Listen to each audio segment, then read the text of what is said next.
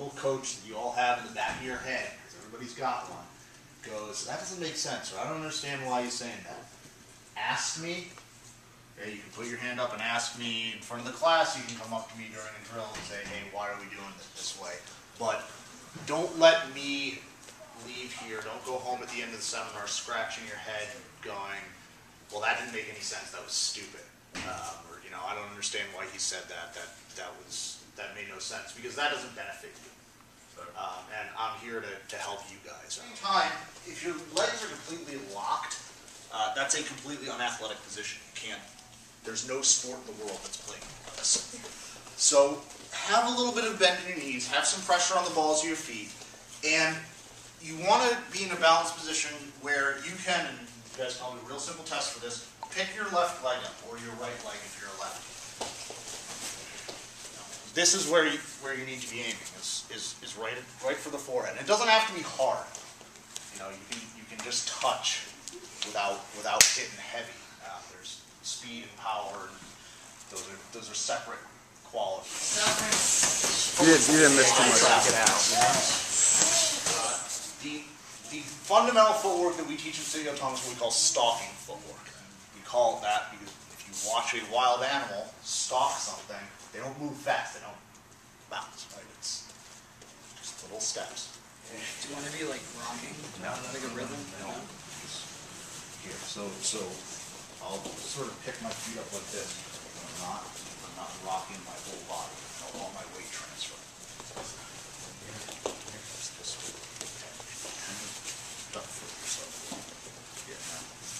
So I have one question over here, and it's actually a good question. Which was, do you want to have a rock? This kind of thing, and the answer is no. Okay, I don't want my weight transferring back and forth like this in the middle of a fight, because it creates predictable rhythm. If he gets into this rock where he's just shifting his weight back and forth, a good fighter will see that and will sort of go, okay, you know, he keeps putting his weight there. Now, every time he puts his weight there, you can't block that leg. I can keep doing this all day. And all day is not going to be very long at that point. I can respond to what he's doing. When I'm transferring my weight like that, I'm really limiting my options, and I'm creating a pattern. And good fighters will see that pattern and they'll break it. That's what a lot of fighting comes down to. As he moves towards me, I'm just going to make that pass, and I keep my framework. So I can go to either side. If I go to my left, I just make that little step. If I go to my right, this is pretty solid, and I can actually start to move into. Moves towards me, make my pass, go to the kick, because it's right there.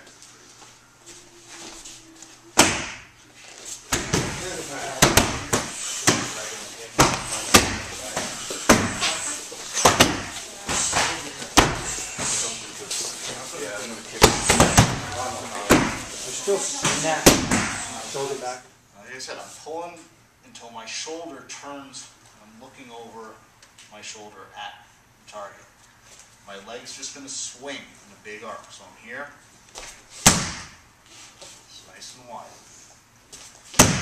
The more relaxed I keep it, the looser it is, the heavier kick I get.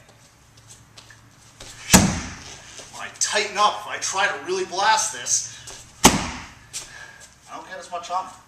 And I expend more energy, so it's doubly wasteful. Take your time, don't worry about power, don't worry about speed. Get the feel, get the mechanics, and speed and power will come. Cool? Sir. Okay, go do it. He's done it. It's not. Here.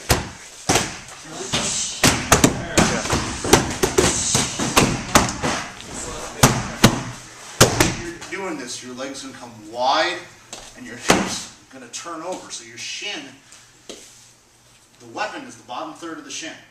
It's not the top of my foot and it's not the top of my shin. It's the bottom third. So I want that turned over so that's what's hitting. All right? You know, you see this blocking style. Well, sometimes you see guys get a little lazy. They don't quite close up that gap. I see that he likes to do that. And I can sneak the kick over his block if he's you're not being disciplined about closing that gap.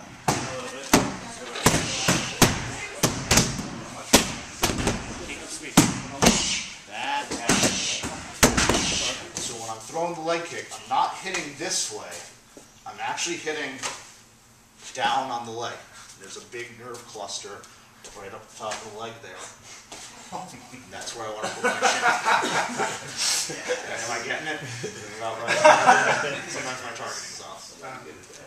So I'm coming up and down this way. Getting good at any combat sport and Muay Thai in particular, yeah, it's a whole lot of reps.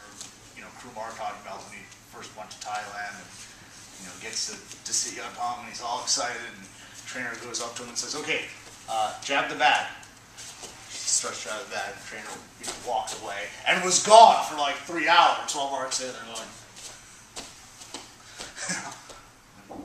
do I get to do something else? But that's how you get good, is lots and lots and lots of repetition. And it doesn't, and if I can kind of leave you guys with like one training thing to think about, it doesn't have to be fast, it doesn't have to be hard if it's mechanically correct. You know, and so the temptation very often is to try to hit things really fast or go really hard, see how much power you can generate.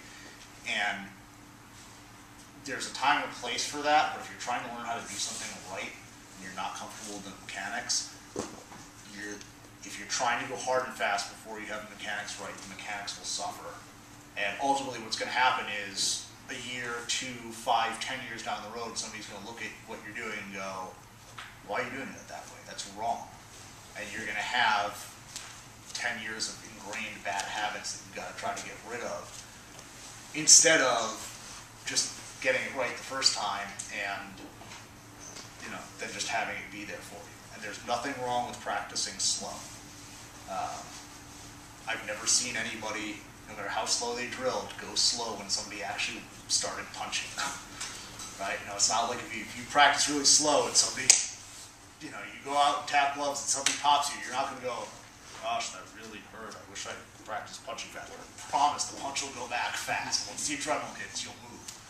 But you'll move how you practice moving. So, take the time to get it right. Thank you all very much for having me. I really appreciate this. Thank you for the opportunity to come up here, and I look forward to working with you all again soon.